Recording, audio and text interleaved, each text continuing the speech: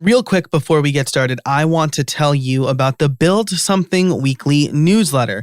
It is weekly, it is free, and you will get tips, tricks, and tools delivered directly to your mailbox. I will recap the current week's episode and all of the takeaways. I'll give you a top story, content I wrote, and then some recommendation that I've been using that I think you should check out.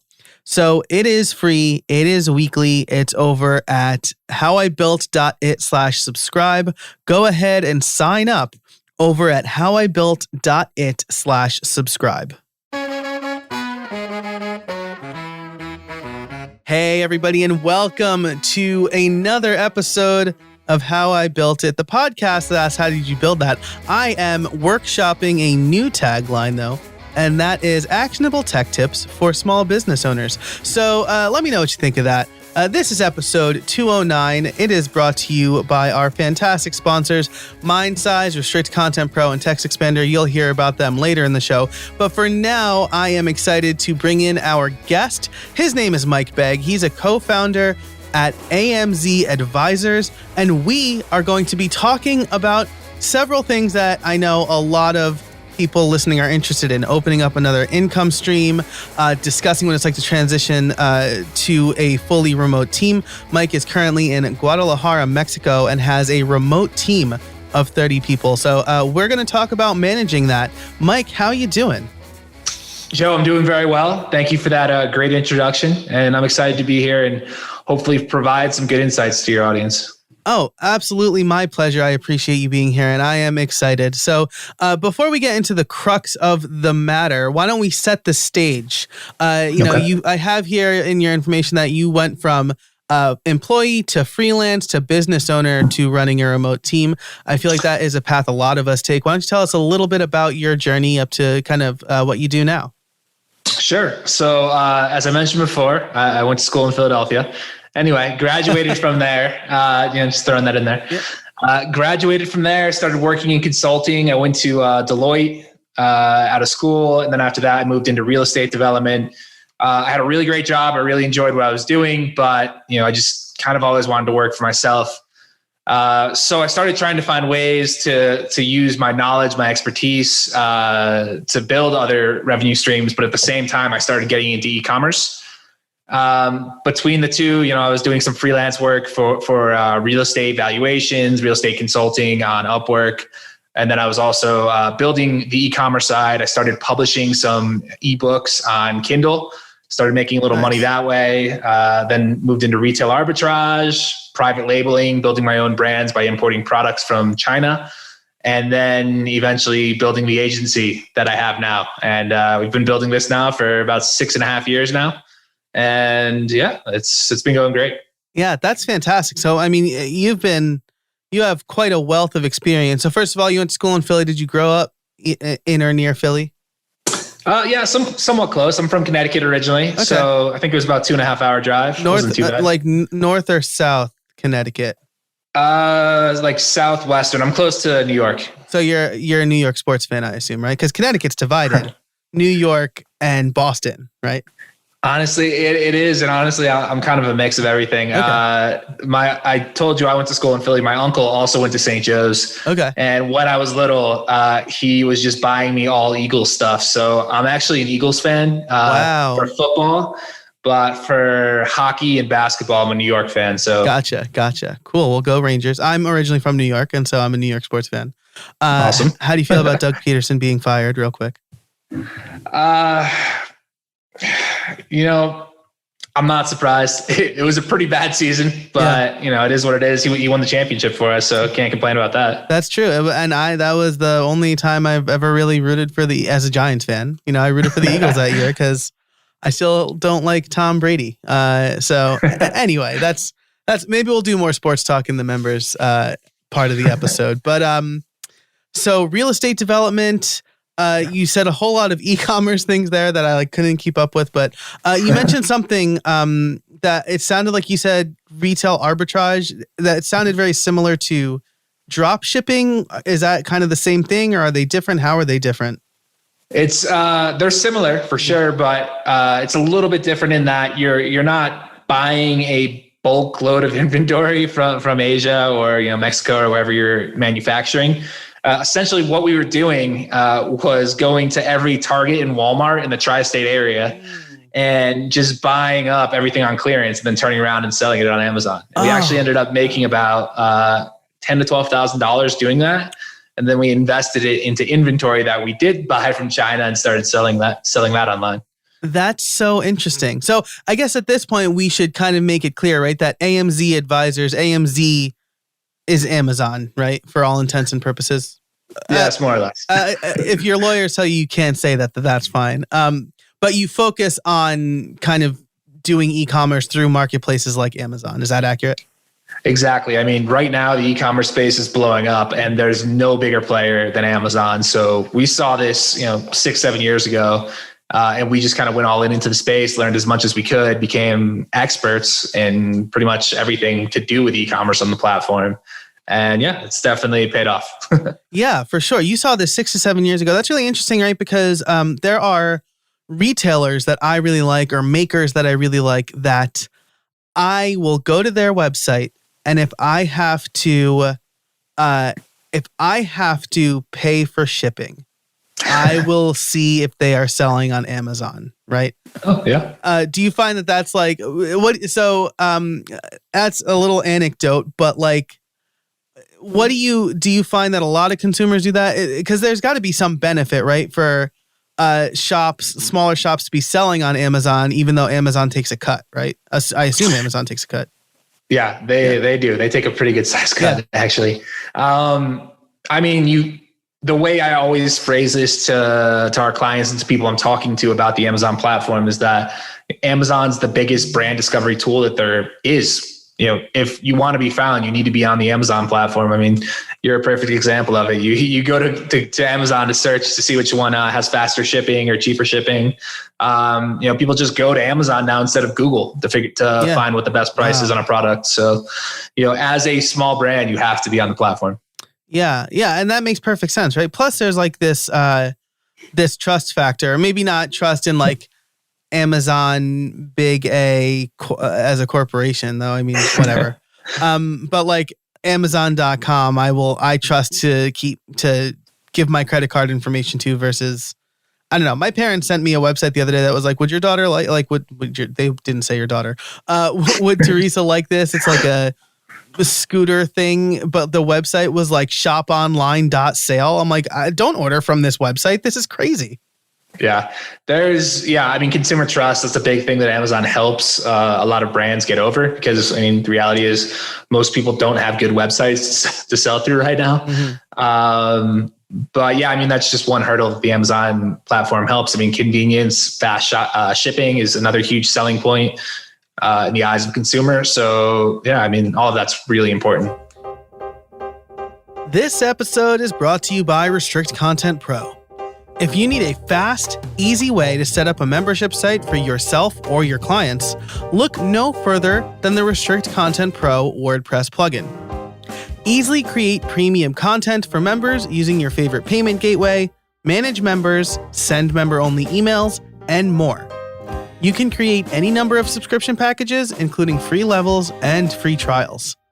But that's not all. Their extensive add-ons library allows you to do even more, like drip out content, connect with any number of CRMs and newsletter tools, including ConvertKit and MailChimp, and integrate with other WordPress plugins like bbPress. Since the Build Something Club rolled out earlier this year, you can bet it's using Restrict Content Pro, and I have used all of the things mentioned here in this ad read. I have created free levels. I've created coupons. I use ConvertKit, and I'm using it with bbPress for the forums. I'm a big fan of the team, and I know they do fantastic work. The plugin has worked extremely well for me, and I was able to get memberships up and running very quickly. Right now, they are offering a rare discount for How I Built It listeners only. 20% off your purchase when you use RCP How I Built It at checkout. That's RCP How I Built It, all one word. If you want to learn more about Restrict Content Pro and start making money with your own membership site, head on over to howibuilt.it/RCP. That's howibuilt.it/RCP. Thanks to Restrict Content Pro for supporting the show. And now let's get back to it. To bring this back to kind of freelancers and other small business owners, a lot of people who listen to the show are small business owners. Many are web savvy, perhaps maybe even web developers. So they can probably build their own e-commerce site. I'm guessing using WooCommerce. That's a generally popular platform. It's like a quarter of e-commerce sites use WooCommerce. So if they are, if we have a small business owner who wants to get into kind of selling stuff online, maybe their own products, maybe not, right? Because you just demonstrated that it doesn't necessarily have to be your own products. What are some of the things that they should think about as far as research goes? As far as like researching what products they want to sell, or, just kind of understanding how the Amazon platform works? Yeah, let's go with kind of how the Amazon platform works, right? Sure. We had a previous episode about drop shipping that talked about kind of researching products, but if you have tips, that was 2 years ago now, and no, there was like a whole pandemic here and there. I know a lot of things have changed. Yeah. The Amazon platform is pretty straightforward. Obviously, the consumer customer side is a lot better built out than the actual seller side. There's a lot of pain points on the seller side. There's a lot of people that get frustrated with Amazon. This just part of the process. Amazon is built to serve their customers, not their sellers, which is its own thing. Mm-hmm. But anyway, you sign up with a professional account. It costs about $40 a month. From there, you upload your listings. You need to have UPC barcodes for your products. So you need to purchase those from GS1. Those are about, I think a 10 pack's like $300. So it's not that crazy. From there, you can list your products on the platform. And Amazon will pretty much handle the entire fulfillment side of the sales if you want to. If you don't have your own warehouse or your own fulfillment team, or you don't want to be packaging, 100 orders a day to go ship out yourself, Amazon's great for that. Using Amazon FBA, you can send all your inventory right in. They'll distribute it across the country closest to the consumers that are going to probably be purchasing your product. And then as the orders come in, they'll handle the shipping, they'll handle the customer service and any issues on that end. So super helpful if you are a smaller business and you don't have the capabilities to really deal with the fulfillment and customer service aspects yourself. If you do, that's great. You don't need to use FBA. You can also fulfill orders directly from your warehouse, but FBA definitely gets you a little more visibility on the platform, definitely helps you stand out more because you get the Prime badge, which is another very big selling point when consumers are shopping on the platform. And that's more or less the basics to it. There's a lot of other, specific niche things that we could talk about that can help you sell more. But just getting set up on the platform is pretty straightforward. And, following those processes, you can pretty much do it on your own. Yeah, for sure. So the kind of use cases I'm thinking through right now is maybe we have like a maker who's creating their own stuff, or we have somebody who's maybe looking into drop shipping or retail arbitrage, right? Yeah. Okay. Somebody who's selling other people's products, right? Yep. And it seems like if I'm making something, I can basically send it to Amazon for them to fulfill. Or I assume if I'm doing if I'm buying someone else's product in bulk, I can have them send it directly to Amazon. Is that how it goes? Or do I need to have them send it to me to then send it to Amazon?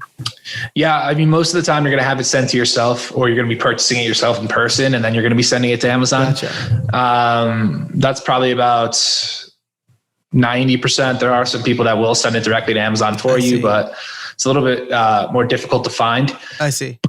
It really doesn't matter what size business you are, how many employees. There's so much potential to grow on the platform. We have a client that was literally a one-person operation to start with.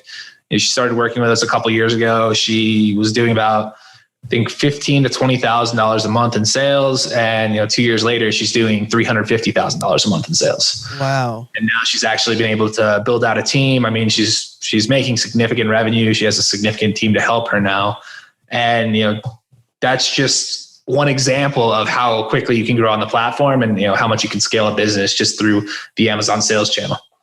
Yeah, that's great. And so and this is, the kind of reason we're talking about this, right, is because as a freelancer, as a small business owner, you worry about when your one big client says we don't need you anymore, right? Like we want to diversify our income. And so selling through Amazon is a good way. Now, I suspect the listeners like me do more kind of digital products.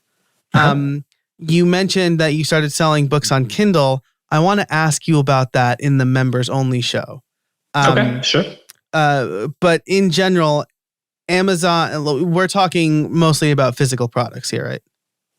Yeah, for the most part. The Kindle side is just one piece of Amazon. There's it's a royalty based business. So you create a piece of digital content and you're making money forever. I mean, books I published 8 years ago are still bringing me royalties every month. So yeah, that's just one way to do it. But physical product businesses are also pretty easy to build through the platform, and not that challenging to do on. It's not a full-time job to do it on your own if you have a few products that you're selling. So yeah, that's fantastic, right? Because the fulfillment kind of is the hardest part, right? I don't have room in my house to keep inventory, right? I've got 2 kids now, so I don't, that their toys are where my inventory would be. Now, the other part of this is that your personal path has led you to creating AMZ Advisors, and you say you're running a remote team of 30, right? Yes. So let's talk about kind of how you built that team and then how you moved to remote, right? Because right now, the listeners can't see this, of course, but I'm looking at you in an office with multiple desks, but you're by yourself. I assume because we're recording this in the midst of a pandemic. Yes, that would be a good assumption. And it's actually kind of a funny process that we went through. I mean, it started with, definitely working remote and then coming into this office, and now we're remote again because of the pandemic. But as a business, we started growing. It was myself and 2 other partners in the agency to start with, and we were handling a lot of things ourselves. We were able to get to about $40,000 a month in revenue with us just handling it, which was nice because that was like 90% margin. So that was a nice little payday. And then we realized if we wanted to actually take it beyond this and build something that had some equity value or something that could provide us an exit in the future, we really need to build a business and not just be doing this freelance work. I mean, again, if you're relying on a lot of clients or a couple big clients that are really bringing in the revenue, like we kind of were, there's a lot of risk in your business model that way. Let's just put it that way. Yeah.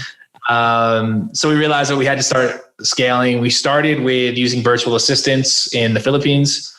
So that was one aspect of our remote work team. Obviously, there's definitely challenges with that. Time zone being one of the big ones. We, as an agency, we need to respond to clients quickly. We need to provide good customer service, and dealing with time zone differences created a lot of issues around that sometimes. So we continued to grow, and I actually came to Guadalajara, which is where I met my girlfriend and why I'm still here. And as we continued to grow, we needed more people. So we started hiring client-facing people remotely in the US and content team people here in Mexico. So doing graphic design, content writing, some administrative stuff, things like that. And now we've actually started hiring client-facing people here in Mexico as well. So it's just been a process of just scaling like that. Obviously, March 2020 hits and that kind of all changes. The pandemic comes and now everyone's working remotely. In Mexico now we have 18 people completely remote. And it's obviously a big change. I mean, I know it affects some people differently. But we had a great office community prior to the pandemic. So it was great, like having the people we worked with, we really enjoyed it.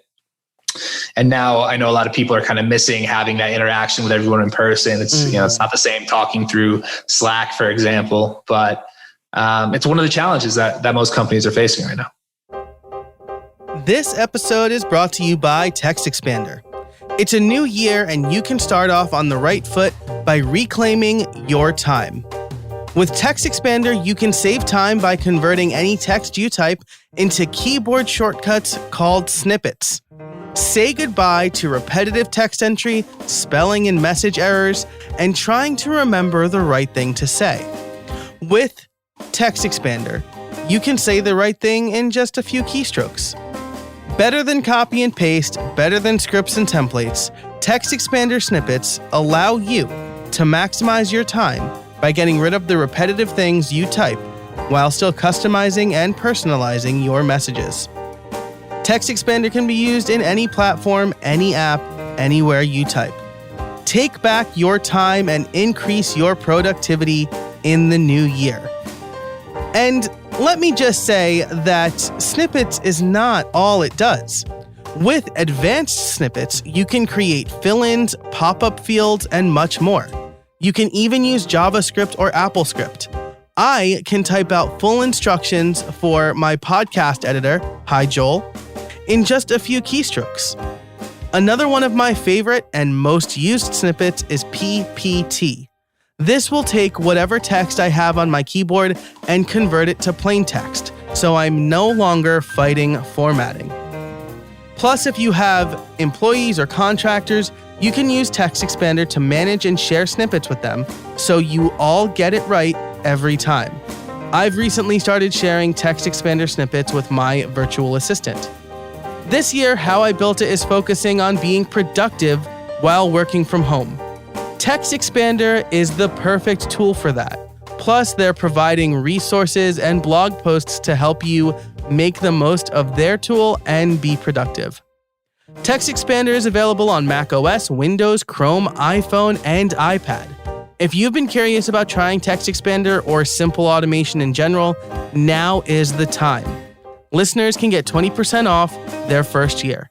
Just visit textexpander.com/podcast and let them know that I sent you. So you built your team, and you realized that you needed, you realized you needed to build a team, right? So you started with VAs. Now, last week's episode 208, I spoke to Matthew Yays, all about hiring a virtual assistant. And you realized that you needed, first of all, people closer to your time zone, right? And perhaps people who you could work more closely with that were more familiar with your business, which is, again, another transition. Check out episode 208. So you have client-facing people remotely in the U.S., and then you mentioned content people in Mexico and client-facing people in Mexico. Is there? I want to word this the right way, right? Because obviously the people in the U.S. most likely speak English. Are you hiring English speakers in Mexico too, or are the people in Mexico handling kind of a different client base for you?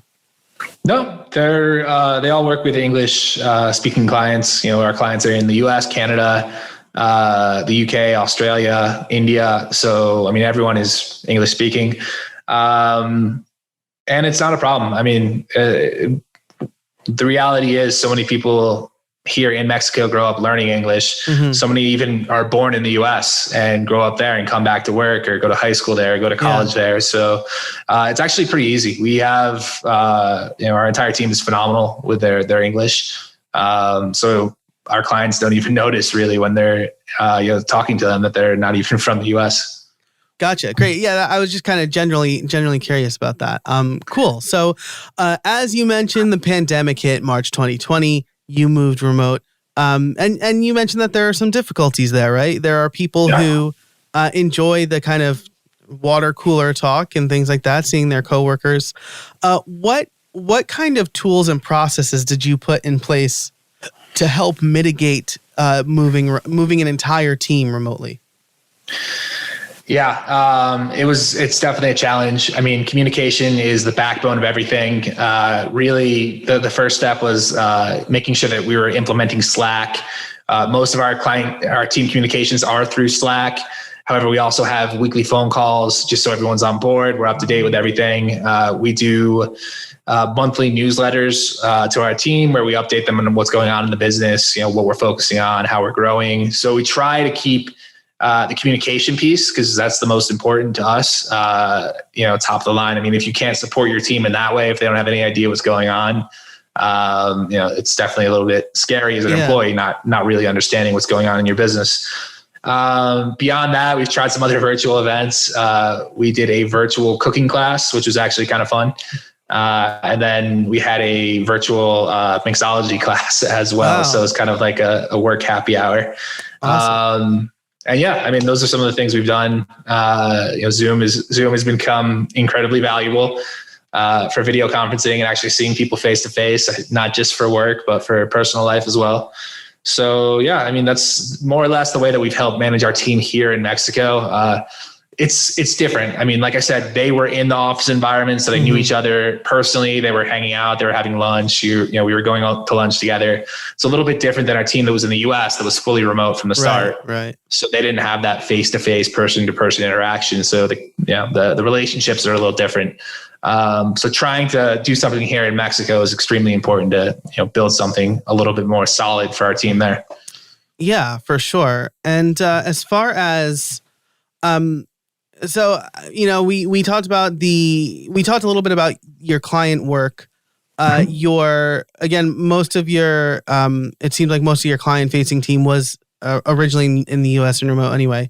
Have you had to change your process at all for pitching or client acquisition? No, we've actually always done our business development remotely. We've only met in person, I think, with 2 or 3 clients over the course of 6 years. So everything we do is online. Everything we do is remote. Video conferences we were doing that well before the pandemic hit to get that face-to-face relationship. But the good thing for us as well was that, the Amazon space was, it's still evolving, but it was fairly smaller back then. There weren't as many companies in it. It was harder to find people that were specialized in that knowledge. So having the remote business development wasn't that much of a challenge. Okay. And I can't speak for every digital agency, but I think more and more people are open to the remote stuff. I don't think meeting in person is as important as it used to be, because we can all work online, and more people are realizing that. Yeah, gotcha. But yeah, so your biz dev, mostly remote, and that's an interesting point, right? It seems like you specialized in such a way that you were probably, web developers, I feel, are like a dime a dozen. I am one, so I can say that. But people who specialize in your services, at least a few years ago, probably are pretty scarce, I think, as you said.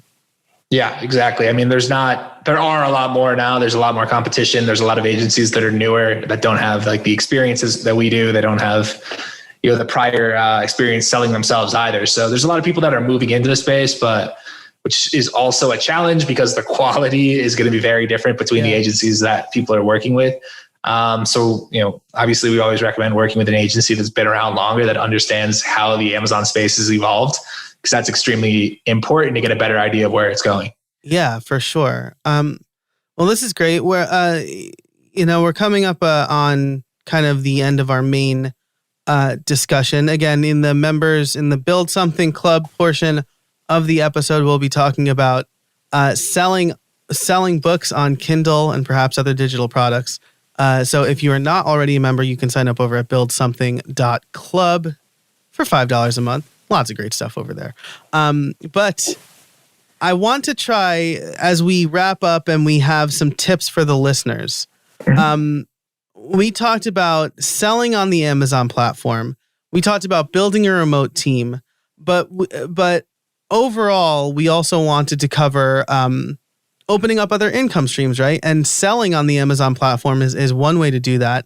But you've also built a team that helps other people sell online.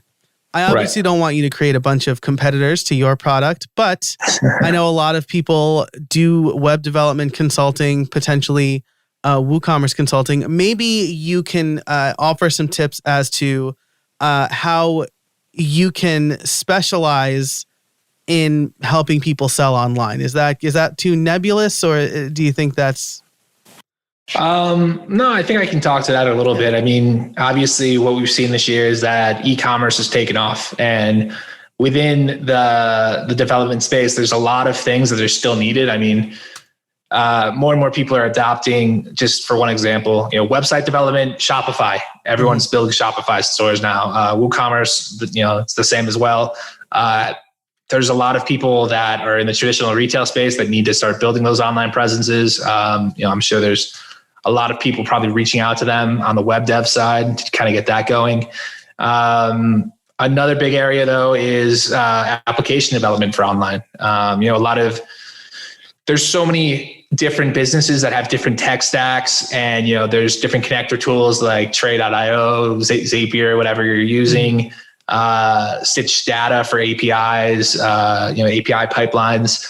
So understanding how to connect all that data for a lot of these companies that maybe don't have that technical experience is another good area where I think there's a lot of value for people that have web dev, app development experience as well. There's so much data going on. There's so many different ways that people need to be better at manipulating it. Just data visualization, right? And understanding data analytics and usage is very important. And that's another area where a lot of, I think, web development work could be done. It's really just reaching out to a lot of these retail businesses and just seeing what their needs are. Everyone pretty much has some online need right now. It's just seeing whether you're a fit for it or whether you can find someone that can provide the service for them. Yeah, absolutely. And I think if focusing in, I think, Mike, as you've done on a particular platform, right, kind of niching down, specializing, and becoming good at it is a way to differentiate yourself from other people. This episode is brought to you by MindSize. Look, it's super important for stores to have an online presence these days. If customers can't buy online, they might not buy at all. And while doing e-commerce fast has gotten easier, doing e-commerce right still has its considerable challenges. That's where MindSize comes in. They are a full-service digital agency that focuses on WordPress and WooCommerce development. But that's not all. They work with Shopify, BigCommerce, and more. And they'll work with you to create the perfect strategy and website for your business. Already have an e-commerce site and want to make sure it's up and running in tip-top shape? Their flat rate site audit is exactly what you need. Over the course of 2 weeks, they'll dive into every aspect of your site and deliver a prioritized list of actionable recommendations to make your site even better. That means more sales and engagement for you and your store.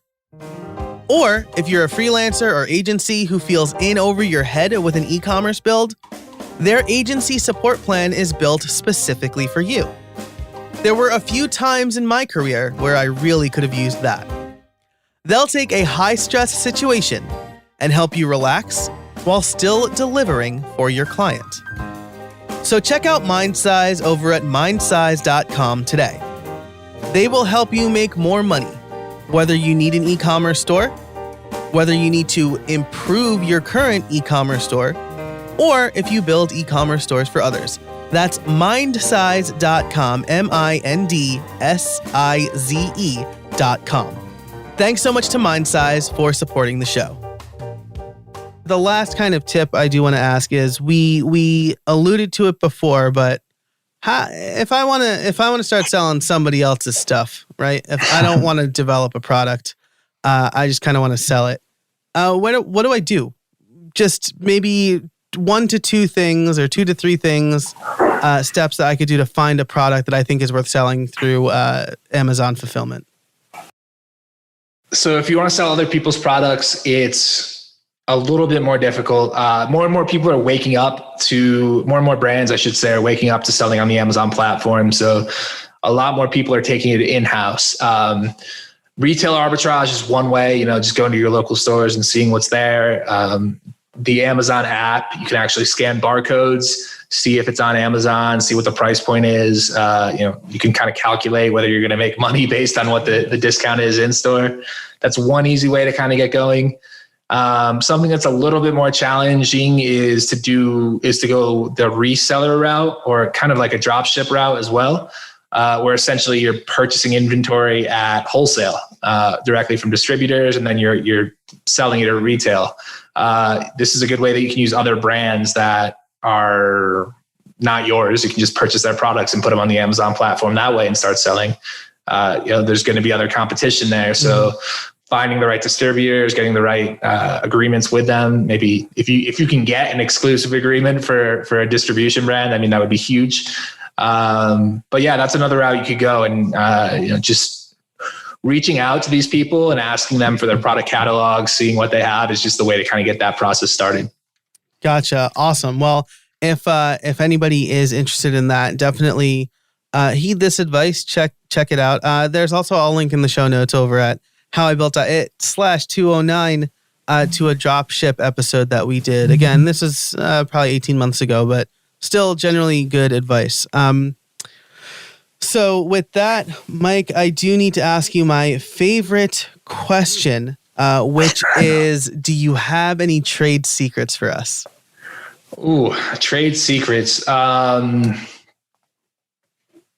I mean, for sure. I think if you're going to go the route of building your own brand on the platform, one of the biggest trends that's happening in e-commerce, and one of the things you need to take into consideration when you're building your listings on Amazon, is not everyone, more and more people are purchasing from their phones. So mobile first is becoming more and more important. And it seems common sense, but maybe you probably don't realize it if you're not looking at it from the perspective of selling. When you're going through the app on Amazon, for example, what comes up first is the product title and the images. People don't actually scroll down to the bullet points. So capturing their attention in the product images is one of the most important things you can do. And we utilize lifestyle photos, product photos with text overlays to call out the benefits right there in the photos. So as soon as they come, they're seeing the visual content, they're seeing the highlights of the product, and probably within a few seconds, they're going to decide whether they're going to purchase the product or not based on how professional it looks, how well done it is, and how much the product will actually benefit their lives. That's fantastic.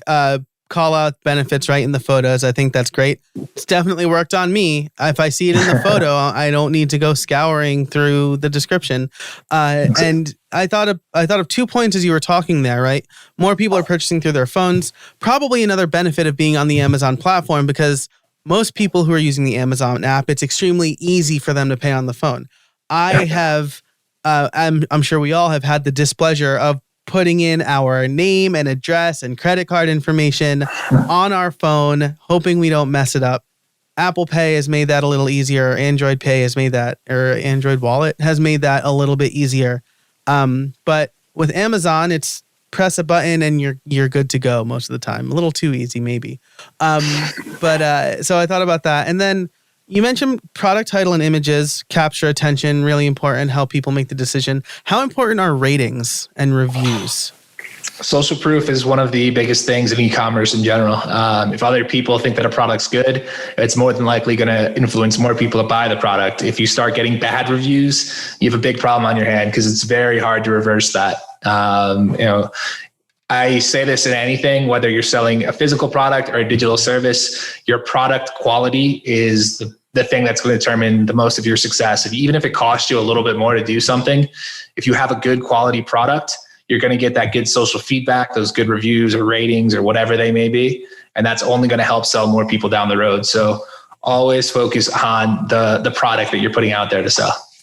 Love it. I am going to ask you another question regarding getting Amazon reviews in the members only show as well. This is something that I'm generally curious about, but also something I'm directly involved with, because people ask me to review their stuff all the time. And I also just put out a book that has gotten a couple of bad reviews because it's not like the last version. So we'll talk about all of that in the members only show. For now, Mike, thanks so much for your time. I appreciate it. If people want to learn more about you, where can they find you? Joe, first of all, thanks for having me here. I really appreciate it. I hope I was able to provide some valuable insights. The best way to get in touch with me or get in contact with me is either through my website, amzadvisors.com, or directly at my email, mike@amzadvisors.com. All right. I will include that and everything we talked about in the show notes over at howibuilt.it/209. If you're a member, stick around for the next part of the conversation. If you are not, consider it over at buildsomething.club. But either way, I really appreciate you tuning in. Again, thank you so much to Mike. Thank you for listening. Thanks to our sponsors, Restrict Content Pro, Text Expander, and Mind Size. For all of the show notes, you can head over to howibuilt.it/209. And until next time, get out there and build something.